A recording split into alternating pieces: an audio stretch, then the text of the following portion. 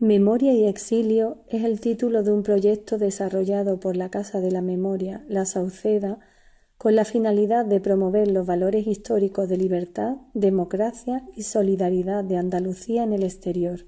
La Casa de la Memoria La Sauceda es la culminación de lo que se inicia en 2011 con las investigaciones históricas de la mano del Foro por la Memoria del Campo de Gibraltar sobre los acontecimientos de la Sauceda y el Marrufo, ¿no? Los fusilamientos en el Marrufo. Posteriormente fue la Asociación de Familiares de la Sauceda y el Marrufo la que continúa los trabajos, como digo, de la exhumación y también del arreglo o reparación del cementerio de la Sauceda, que se convirtió en lugar de memoria y donde depositamos los 28 cuerpos de la exhumación.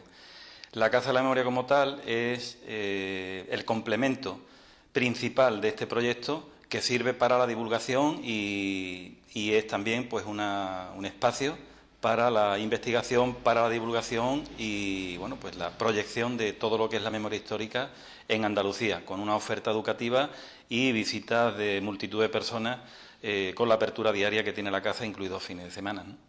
También tiene como objetivo divulgar los fondos bibliográficos y documentales de esta institución relacionados con la labor de los andaluces que se vieron obligados a marchar a Francia tras la sublevación militar contra la República y que en su condición de refugiados difundieron en el país vecino aquellos valores democráticos que cultivaron en su tierra. Esta iniciativa se promovió con motivo del 80 aniversario de la retirada, el paso masivo de españoles a Francia en su huida ante el avance de las tropas franquistas. La Casa de la Memoria quiere así poner de manifiesto los valores de la Andalucía democrática y divulgarlos con la colaboración de descendientes de una comunidad que se desarraigó de esta tierra, pero con la que no ha perdido el nexo de unión. La difusión de esta imagen se ha hecho contactando con centros docentes, historiadores y entidades ciudadanas de distintas poblaciones de Francia, donde viven descendientes de exiliados andaluces. La otra finalidad de este proyecto es la de divulgar los contenidos archivísticos, bibliográficos y documentales de la Casa de la Memoria, que tiene como vocación convertirse en un centro de referencia en la investigación y la difusión de la memoria histórica. El archivo de la Casa de la Memoria reúne documentación original y documentación reprografiada, que es producto de donaciones de investigadores fundamentalmente, y con esta documentación se pretende crear un centro de investigación para la divulgación de la memoria histórica. Para ello, la Casa de la Memoria se ha dotado de una nueva página web para difundir la riqueza documental de la que se va nutriendo y ponerla a disposición del público en general y en concreto de la comunidad originaria de Andalucía, que por circunstancias históricas tuvo que marchar al exilio tras la Guerra Civil. Este proyecto fue financiado por la Consejería de Presidencia de la Junta de Andalucía, con una ayuda otorgada en el año 2018.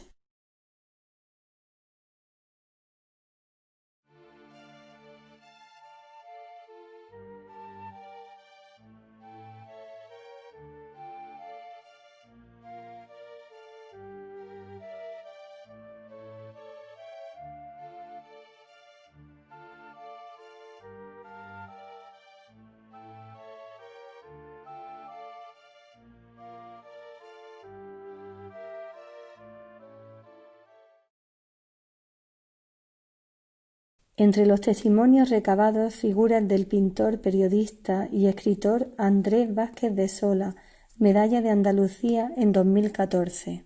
Hay muchísimos que se han ido mucho después de la guerra, porque aquí hablamos del año 39, del exilio y de la inmensa mayoría. Pero es que hay muchísima gente que se ha ido más tarde. Es que el franquismo no ha muerto ni en el año 39, ni en el año 75, ni en el año 2018. También tuvimos el testimonio de Pepa López Sevilla, filóloga y pariente de Josefa Sevilla Villanueva, presidenta de la Sociedad de Obreras Sirvientas Renacer de Ubrique, y de su hermana María, afiliada a la misma entidad que había sido fundada en 1936. En esa asociación se luchaba por la mejora de las condiciones laborales de las empleadas del hogar, que prácticamente por aquel entonces eran casi como burros de carga. El investigador Benito Trujillano explicó el exilio de militantes izquierdistas de Casares. José Trujillano Caravante, un hombre con una conciencia de clase bastante importante y un luchador hasta sus últimos días en el exilio de Francia. Ambas tuvieron que huir porque, bueno, y a otras mujeres miembros de la asociación y otros hombres, porque en la asociación también había hombres trabajando con ellas, sí que las cogieron y bueno, pues algunas pues fueron torturadas, otras fusiladas, en fin. Entonces ellas huyeron a Francia. Sí sé que María iba embarazada, y tuvo que parar en Cataluña para dar a luz y a los 2 o 3 días continuar el camino a Francia, porque las perseguían, vamos. Él pasa a los Pirineos con todo su batallón y recuerdan cómo van entregando las armas una vez que pasan los Pirineos. Los casareños que llegan a Francia, los hombres son internados en los diferentes campos de concentración. Casareños hay en Cordes-sur-Ciel y también nos encontramos casareños en Argelès-sur-Mer, Saint-Cyprien, Bren, una serie de campos donde los españoles son internados, pero las mujeres y los niños son acogidos en diferentes pueblos del sur de Francia. Los casareños, las mujeres de Casares y sus hijos, son instalados en un pueblecito precioso, muy parecido a Casares, Cordes-sur-Ciel. Hombre, me fui al exilio porque aquí no podía vivir, eso por supuesto. Y me fui andando. Desde Madrid, yo entonces ya estaba exiliado de Andalucía, vivía en Madrid y me fui, no andando totalmente, sino sin pagar por el viaje. Es decir, que yo me echaba a andar por la carretera y si alguien, sin yo hacer autostop, paraba y me llevaba unos kilómetros, pues lo cogía. Si era un burro el que pasaba y me decía que me montara, pues me montaba en el burro. Así hice mi viaje hasta pasar los Pirineos. De modo que y ya me vi libre. Bueno, lo más horrible que me pasó fue que yo estaba muerto de hambre y muerto de sed y muerto de cansancio. Y llegué a un restaurante y me senté y vi una cosa, yo no hablaba francés, y vi una cosa que estaban comiendo todos que así de un colorcito así naranja, y digo, eso tiene que estar muy bueno. Y lo pedí, y digo, y me sacaron aquello, y resulta que era zanahoria, una cosa de zanahoria fría, y cuando yo me metí eso en la boca, sentí algo horrible.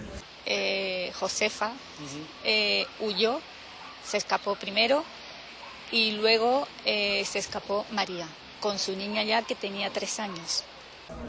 Para mí el exilio no ha sido Francia, el exilio ha sido Madrid, el exilio ha sido salir de Andalucía.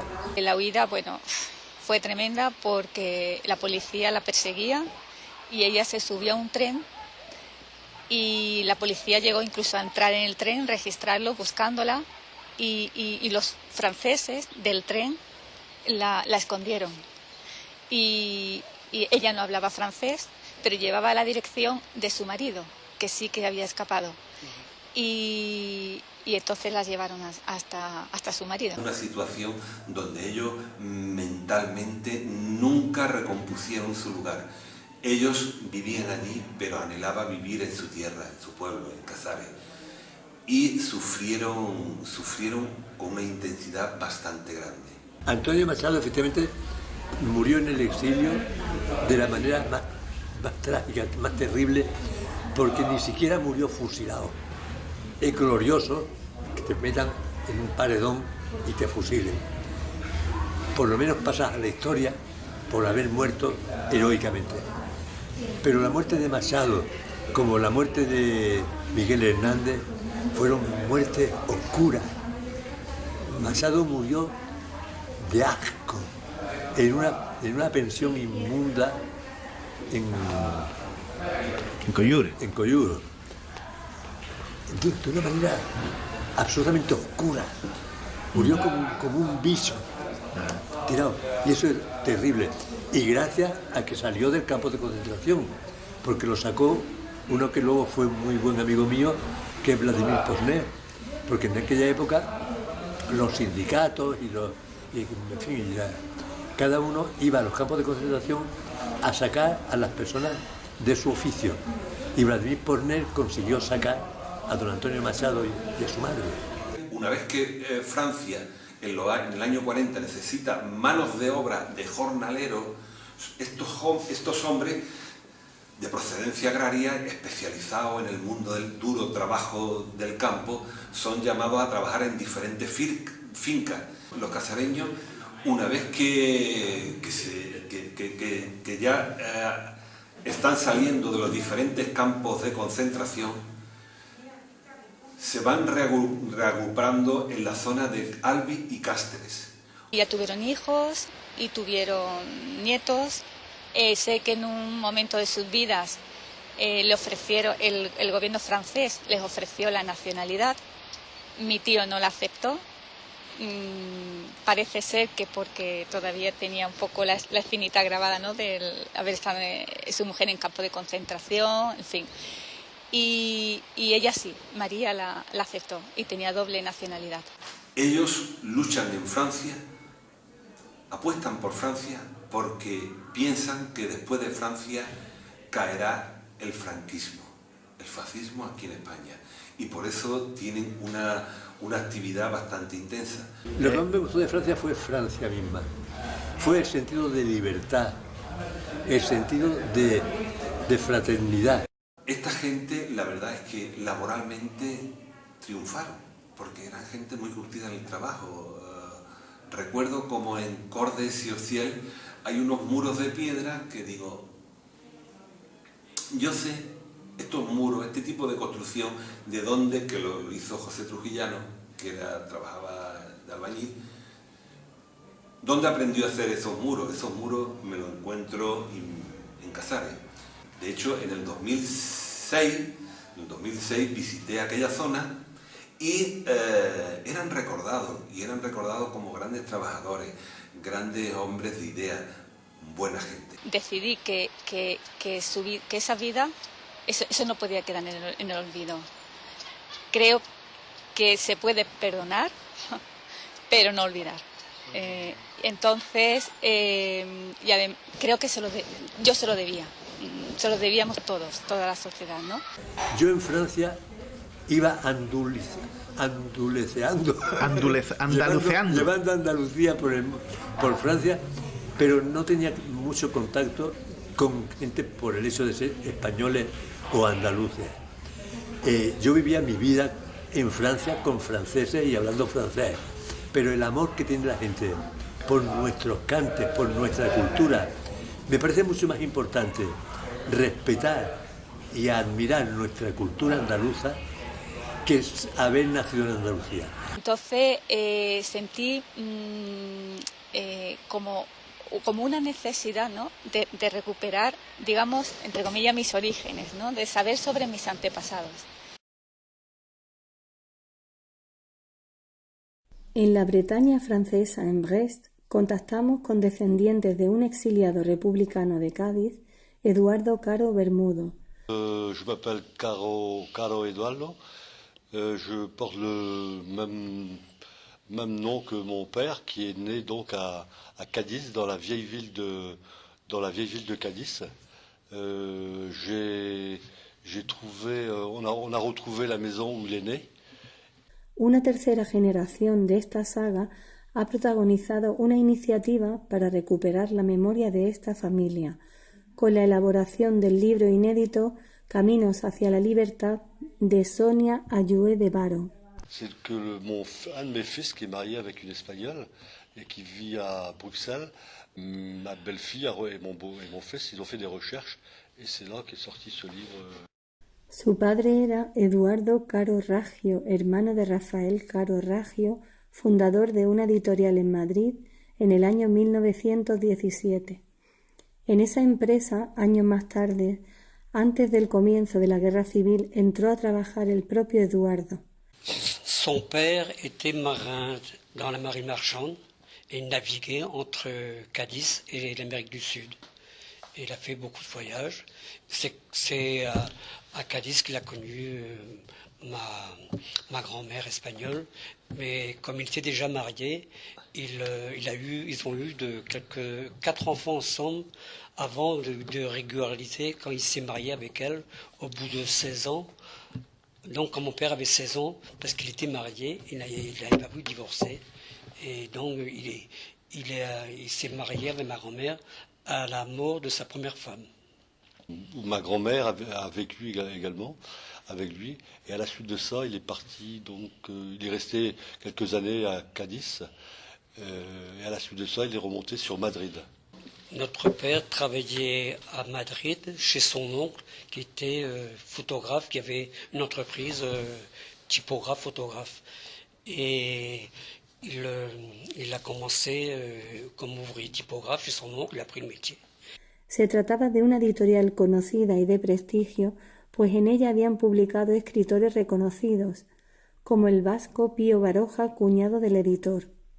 Quand la République a été instaurée, ils étaient très contents. Mais après, quand il y a eu le coup d'État, il s'est mis avec les miliciens. Et de toute façon, dès 1936, il était adhérent à la CNT. Il était militant CNT. Et donc, de là, après, il est allé faire la guerre un peu partout. Il a combattu à Madrid, milicien, meneur d'hommes. Il luttait pour sa République. Il était un narco-syndicaliste. Mais il voulait un monde meilleur, peut-être un peu utopiste, mais il voulait que la République soit sauvée. Et donc, avec lui, sont partis 2 de ses frères. Et en partant à la guerre, il a dit à sa mère, je te promets, ils reviendront vivants à la maison quand ce sera fini, et le plus tôt possible, bien sûr. Et donc la guerre s'est écoulée, donc 3 ans de guerre, et ils ont été partout avec leur grand frère. Ensuite, la retirada, papa, donc quand les miliciens ont été intégrés dans l'armée républicaine. De là, il a fait la dernière bataille qu'il a fait, c'était la bataille de l'Èbre. Après, il y a eu la retirada. Il était d'un moment en Guyana, c'est un petit village, un pueblo, pas très loin de la frontière française. C'est l'une des dernières réunions du gouvernement républicain espagnol en Guyana, en début de février 1939. Ensuite, ils ont passé la frontière à Port-Bou. De là, on leur a tous retiré les camions, les voitures, leurs convois, désarmés. Tras cruzar la frontera y ser encerrado en campos de concentración, este militante de CNT fue integrado en las compañías de trabajadores extranjeros y luego enviado a Brest dentro de la organización TOD, bajo autoridad alemana. Ils ont été très mal accueillis en France. Il nous l'a toujours dit. Dans les camps, au début, il n'y avait rien, bien sûr. Il n'y avait que le sable. L'humiliation suprême, que mon père disait, c'était on les a tâtés comme des bêtes, des moins que rien. C'était les rouges, c'était des esclaves. Mon père nous a toujours dit ça. Il avait de la rancœur de l'accueil de la France. La preuve, en 1942, il a fait la demande pour partir au Mexique. On a un papier comme quoi il voulait partir au Mexique. Donc il n'est pas parti parce que les Allemands qui avaient envahi... Mon père, il s'est naturalisé en 1958, mais dans son cœur, il est toujours resté espagnol. Il s'est naturalisé pour les papiers, pour que ma mère ait plus de facilité pour avoir les allocations familiales, vu que nous étions une famille très nombreuse. En Bretaña contactamos con Hugo Vigouroux et Jean Salat, presidente y vicepresidente de la asociación MER 29. L'association MER 29, Memoria del Exilio Republicano en Finistère 29, s'est créée en 2012 avec la volonté d'associer les fils et les filles d'Espagnols, mais pas que tous ceux qui s'intéressaient à la question de la guerre d'Espagne, et Dieu sait si elle est importante en Espagne, mais aussi en France. Je peux parler pour moi, si ça intéresse. Je ne suis pas fils de républicain espagnol, mais je suis fils de républicain, au sens premier du terme. Donc c'était important pour moi de faire ça. Donc on s'est créé en 2012 avec une démarche qui est la suivante: connaître, faire connaître et faire reconnaître l'histoire de l'exil républicain, alors spécifiquement dans le Finistère. Les nombres qui sont de réfugiés espagnols qui sont arrivés dans le Finistère, alors qu'on est à 1000 km de la Bretagne, ces nombres-là sont des nombres impressionnants, puisque en 1937, il va arriver à peu près 2500 réfugiés en l'espace de 4 mois, du mois de mai au mois d'août, fin septembre ou septembre 37. Et en 1939, lors de la retirada, ce sont 3700 réfugiés qui vont arriver en l'espace de 8 jours, entre le 1er février et le 8 février. Je crois qu'on peut dire globalement que la population a réservé à ces réfugiés un accueil correct, a essayé de faire en sorte qu'ils soient le moins mauvais possible. Il y a eu beaucoup d'appels à solidarité, de collecte de vêtements, d'organisations qui ont organisé des loteries pour récupérer de l'argent pour pouvoir acheter des choses aux réfugiés. Il y a eu quelques bavures, mais globalement, ça s'est plutôt relativement bien passé. La population a pris en compte que ceux qui arrivaient étaient des femmes et des enfants et n'a pas pris en compte l'aspect que c'était des rouges. C'était la réputation qu'on donnait. Que serait-il arrivé si c'était les hommes qui étaient arrivés ici? Personne ne peut le dire. Mais femmes et enfants arrivant, la population finistérienne, je trouve, a eu un accueil correct, un comportement correct. Oui. D'accord. Globalement correct. Globalement correct. Alors, globalement correct, parce que Jean a raison sur les grands principes. Globalement. Mais on trouve aussi des réactions un peu plus hostiles. Notamment, il y a une intervention sur l'Église. Il y a aussi, dans certaines communes, qui sont plutôt, comment on pourrait qualifier ça, radicales, au sens politique du terme, où l'accueil n'est pas formidable. Il faut aussi annoncer ça, c'est que là on parle de 1937-1939, alors on oublie toujours à Brest aussi, c'est pour ça que j'insiste beaucoup là-dessus, c'est que les Espagnols continuent à arriver après la retirada. Parce qu'on a à Brest, on a une particularité qui est particulière, je serais tenté de dire, par rapport à d'autres points de la France qui reçoivent des exilés, c'est que, comme Jean l'a précisé, c'est qu'on a une troisième vague. Ce sont les travailleurs qui arrivent après à Brest pendant la Seconde Guerre mondiale. Et là, c'est pas du tout la même chose. C'est pas du tout la même chose. Là, on se soit très bien, de la part des autorités, on le comprend parfaitement. Quoique, je rappelle qu'en 1940, ce n'est pas la France de Vichy. C'est la France de la République. Et les premiers compagnies de travailleurs étrangers qui arrivent à Brest, c'est en janvier-février 1940. Pour travailler pour les chantiers de la Marine nationale. Et il fait la retirada, donc il rentre en France en février 1939, et puis après il a le parcours classique d'un Espagnol de la retirada, c'est-à-dire camp de concentration du sud de la France, puis il intègre ce qu'on appelle les compagnies de travailleurs étrangers, c'est-à-dire qu'en fait, pour sortir des camps, il accepte de travailler pour la France pratiquement sans salaire, mais pour sortir des camps. Il va le faire jusqu'en juin 1941, et en juin 1941, plusieurs milliers de travailleurs espagnols, enfin de républicains espagnols qui travaillent dans les compagnies de travailleurs étrangers, vont être vendus par Pétain aux Allemands. Livrés par Pétain aux Allemands, et les Allemands immédiatement vont transférer ces milliers d'Espagnols sur la façade atlantique ici, pour qu'ils travaillent comme travailleurs forcés pour construire la base sous-marine de Brest, ici près de là où on est, et d'une manière plus générale pour construire le mur de l'Atlantique. Et donc mon père va arriver à Brest comme ça, va finir la guerre ici, finir la Seconde Guerre mondiale ici. À ce moment-là, il se marie avec une Bretonne et le projet familial est de retourner en Espagne le plus rapidement possible, mais dès que Franco aura été chassé du pouvoir, dès que la démocratie sera revenue, il n'imagine pas le 8 mai 45, le jour de l'armistice, qu'il va falloir attendre 30 ans pour le faire, et donc du coup, la famille reste ici, et donc je suis encore ici. En Bretaña rastreamos el destino del exiliado gaditano Manuel Muñoz Martínez. Un personaje histórico que nos interesa en la Casa de la Memoria es un dirigente republicano, Manuel Muñoz Martínez, que se vio obligado a refugiarse en Bretaña como consecuencia de la ocupación de París por los nazis, y fue capturado en Pont-l'Abbé y llevado a la prisión de Pont-Neuf en Brest. Fue en este edificio donde el 14 de octubre de 1940 Manuel Muñoz Martínez fue detenido por la policía secreta alemana.